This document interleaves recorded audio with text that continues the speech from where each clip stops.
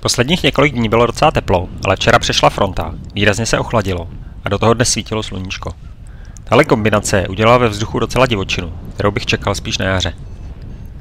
Z modelu se nejlíp trefil Arome, který předvídal západní až západový vítr.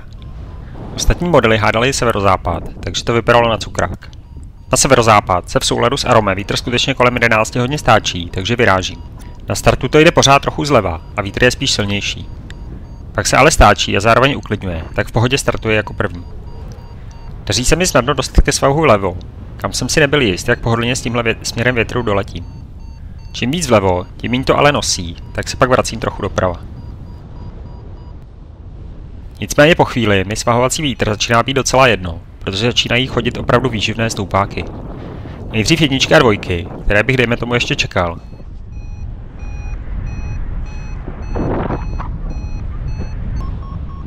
Ale pak v nárazech i čtyřky, integrované trojky.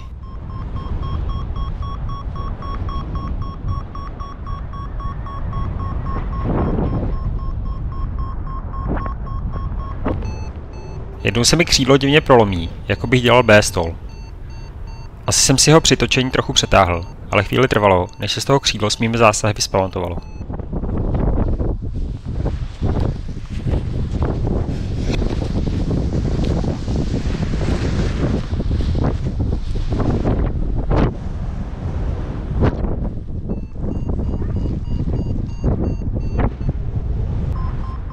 Jeden pilot jde na záfuk, druhý odlétá proti větru. Já si na záfuk moc nevěřím a proti větru mi to neletí, tak se bohužel jen plácám kolem startu. Točím si stoupák a hlídám si základnu, která se blíží. Když ale na Váriu vidím 1000 metrů nad mořem, tak mi dojde, že jsem vlastně taky pod prostorem. Bohužel jsem si Vario před startem neskalibroval, což mi přes zimu přišlo zbytečné. Takže jsem ve skutečnosti už o 100 metrů výš. Rychle odlétám a vracím se před hranu.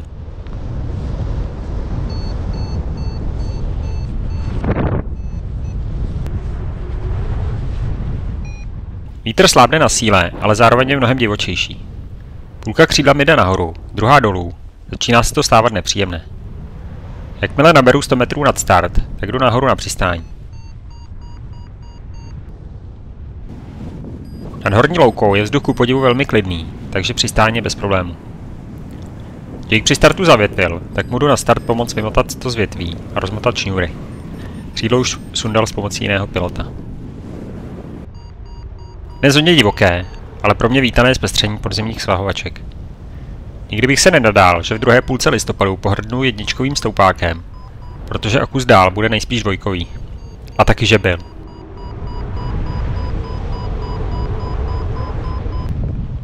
Taky jsem rád, že jsem nečekal do 2 hodin, kdy měl být vítr nejlepší a šel hned dopoledne, kdy ještě svítilo sluníčko. Ve 2 totiž taky měla být sněhová přehánka a nakonec opravdu pár vloček spadlo.